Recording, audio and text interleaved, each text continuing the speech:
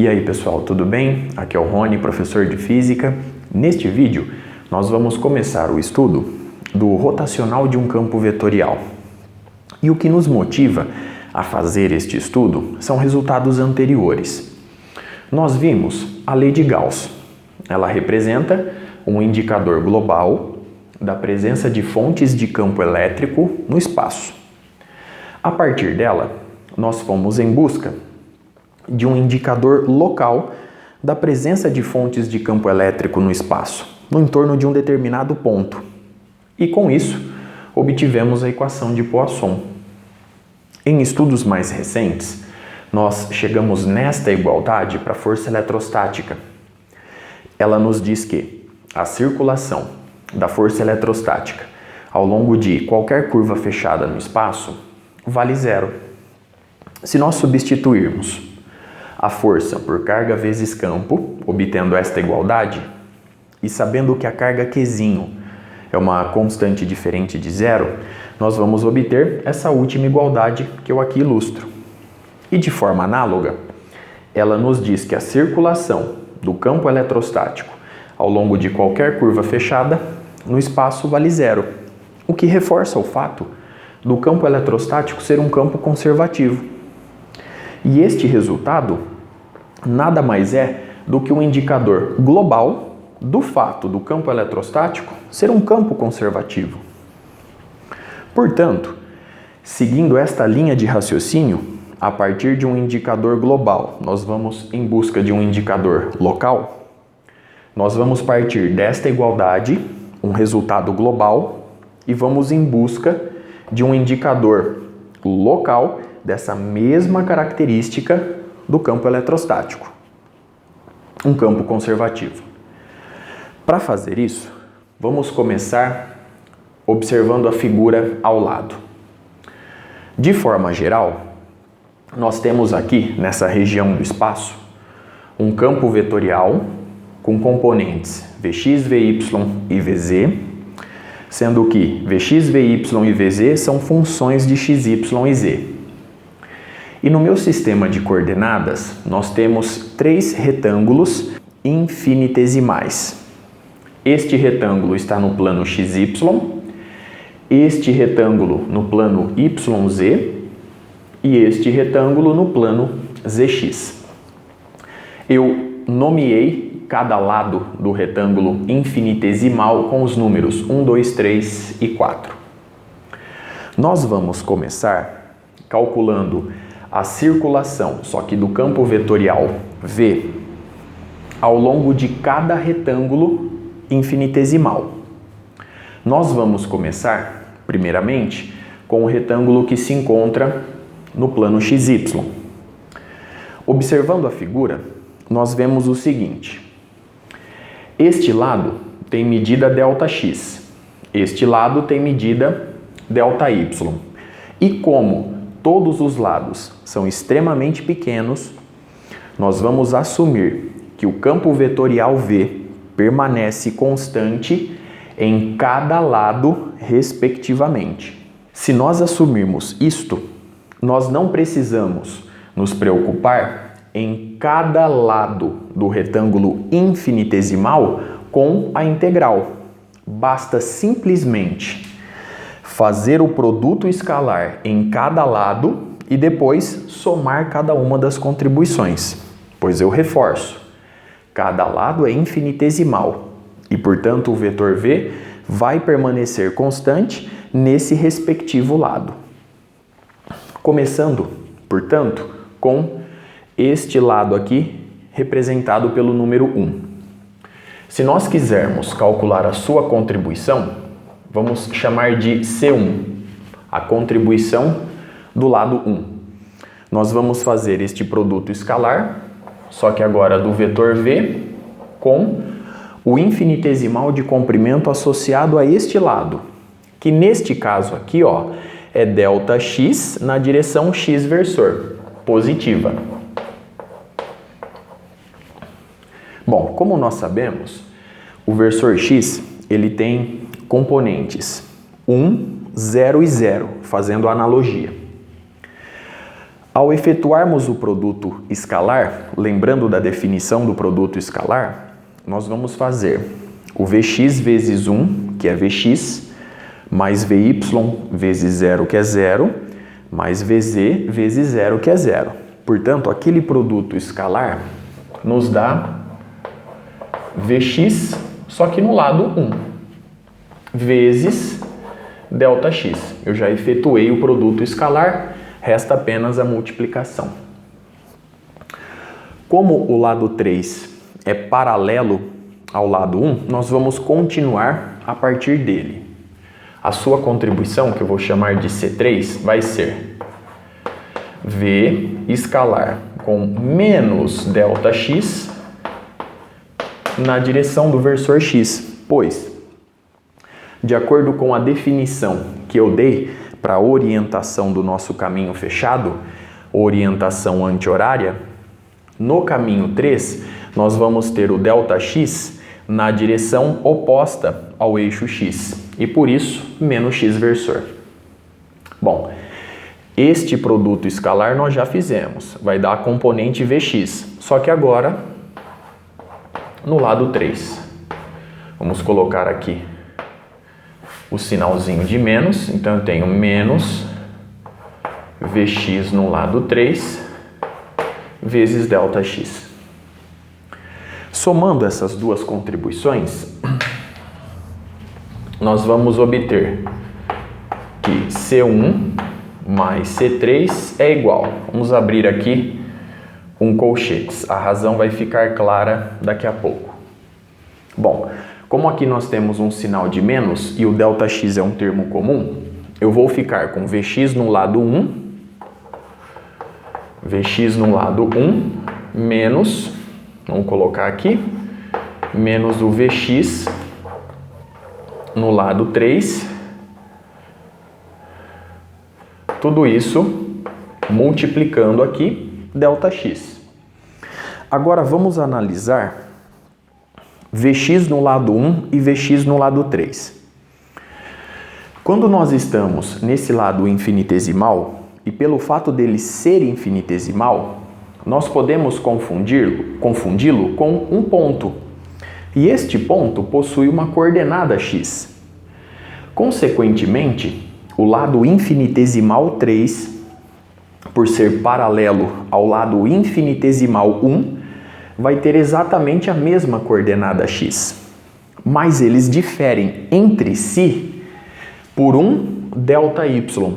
Portanto, nós temos o mesmo x, porém, no lado 1 nós vamos ter um y, e no lado 3 nós vamos ter um y mais ΔY. Consequentemente, eu posso escrever que Vx no lado 1 depende de x e y. Então vamos melhorar aqui. Vx depende de x e y. Vamos colocar o z também. Mesmo sabendo que z vale 0, pois nós estamos no plano z igual a 0. Menos o Vx no lado 3. Vx no lado 3, como eu disse há pouco, ele vai possuir a mesma coordenada x, porém, ele vai estar na coordenada y mais ΔY. Então, vamos colocar aqui, ó, y mais ΔY e aí z. Muito bem. Bom, isso está multiplicando ΔX.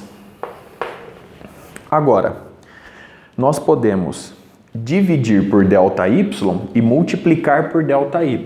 Então, se eu dividir por ΔY, nós vamos ter lá no numerador ΔX vezes ΔY.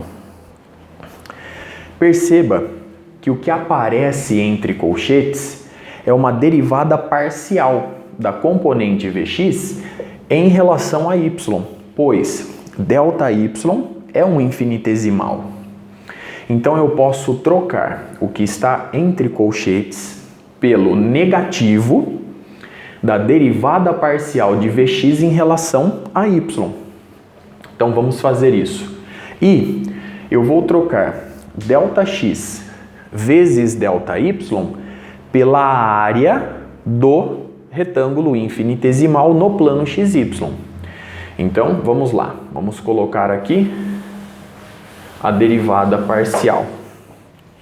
Nós temos, portanto, menos ΔVx ΔY vezes ΔX vezes ΔY, vamos chamar de ΔA no plano XY.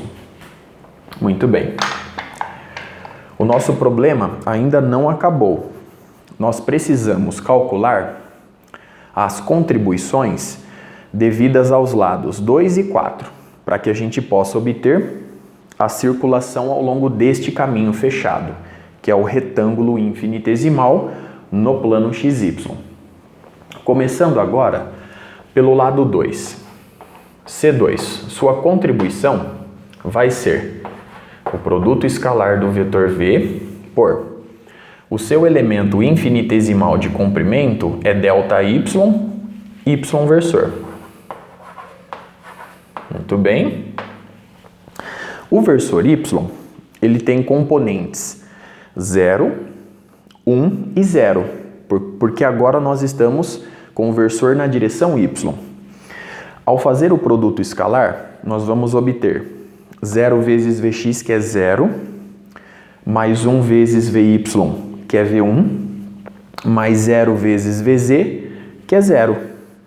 Então, nós vamos obter este produto escalar nos dando Vy no lado 2, que multiplica ΔY. Calculando agora a contribuição ao longo do lado 4. Mais uma vez, nós vamos fazer este produto escalar. V vetor escalar. O infinitesimal é ΔY, só que na direção oposta à orientação do eixo Y, portanto, menos Y versor. Mais uma vez, este produto escalar nos dá Vy, só que com o sinal de menos. Então, eu vou obter menos Vy no lado 4 vezes ΔY. Então, agora vamos somar as contribuições C2 e C4. Pelo mesmo raciocínio anterior, vamos abrir aqui um colchetes e vamos analisar a função Vy no lado 2 e a função Vy no lado 4. Reforçando o que eu já havia dito. O lado 2 e o lado 4 são infinitesimais. Portanto, eles podem ser confundidos com um ponto. Desta forma, eles vão possuir a mesma coordenada y, porém vão diferir de ΔX na coordenada x. O lado 4 está em x. O lado 2 vai estar em x mais ΔX. Vamos escrever isso? Já deu para perceber que vai ficar Vy no lado 2 menos Vy no lado 4 vezes ΔY. Então eu já vou direto. O Vy no lado 2, nós vamos ter x mais ΔX, vírgula, y. Vamos colocar o z também, mesmo que o retângulo infinitesimal esteja no plano z igual a 0. Aqui, menos o Vy ao longo do lado 4. Aqui nós temos x, y e z. X, y e z. Fechando aqui o colchetes, isso multiplica ΔY. Muito bem, ΔY entra em evidência. E agora, pelo mesmo raciocínio anterior, eu vou dividir por ΔX agora e vou multiplicar por ΔX. Perceba que o termo entre colchetes representa a derivada parcial de Vy em relação a x, pois ΔX é um infinitesimal. Só que agora essa derivada tem um sinal positivo, esta derivada parcial ao contrário da anterior.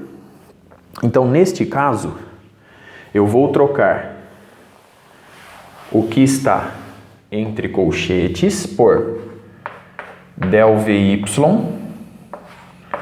del x, e como aqui ficou ΔY vezes ΔX, eu obtenho novamente a área.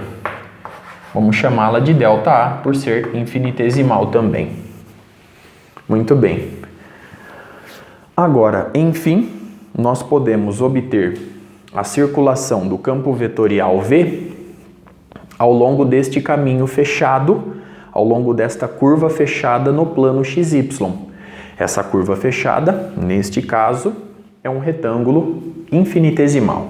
Bom, somando as duas expressões obtidas, para obter esta aqui, nós vamos encontrar a circulação ao longo desse caminho fechado C no plano XY. Então, C1 mais C2 mais C3 mais C4 é a circulação ao longo do caminho fechado C no plano XY.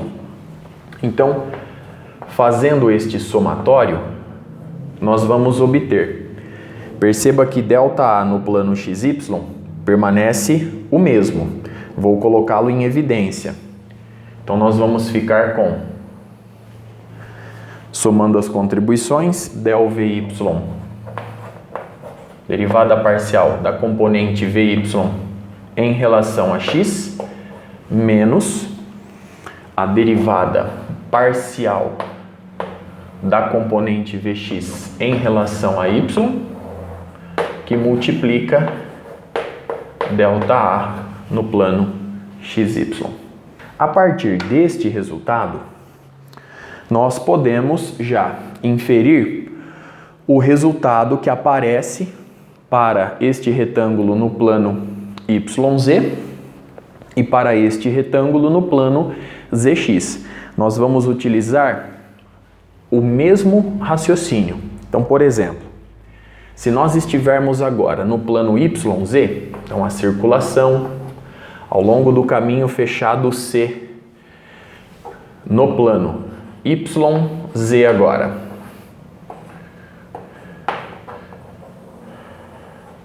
Vamos respeitar a ordem mencionada, XY e YZ, para que a gente possa obter a expressão diretamente.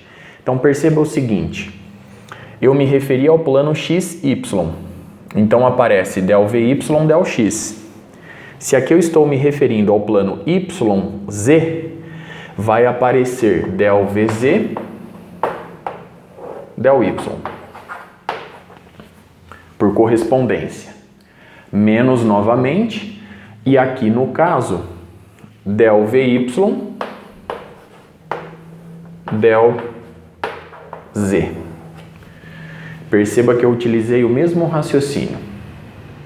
E agora, aqui nós vamos ter o ΔA, só que no plano YZ. Então, observe bem a expressão. Vamos agora para o plano ZX. Perceba a ordem, reforçando, XY, YZ, ZX. Então, a circulação ao longo deste caminho fechado C, ou curva fechada C, no plano ZX agora é igual. Então, vamos reforçar, XY, eu começo com Y e depois X. Observe a ordem. Então, aqui eu vou fazer del Vx, del Z. Vou subtrair de del Vz,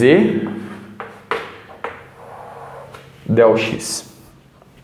Observe a expressão e vou multiplicar por ΔA no plano ZX. Essas são as expressões que a gente obtém efetuando o cálculo da circulação do campo vetorial V ao longo de cada caminho fechado, em que cada caminho fechado representa um retângulo infinitesimal, sendo que cada retângulo está em um dos planos do nosso sistema de coordenadas. Esse é o início do estudo do rotacional de um campo vetorial V. No próximo vídeo, nós vamos dar sequência a partir daqui. Até a próxima!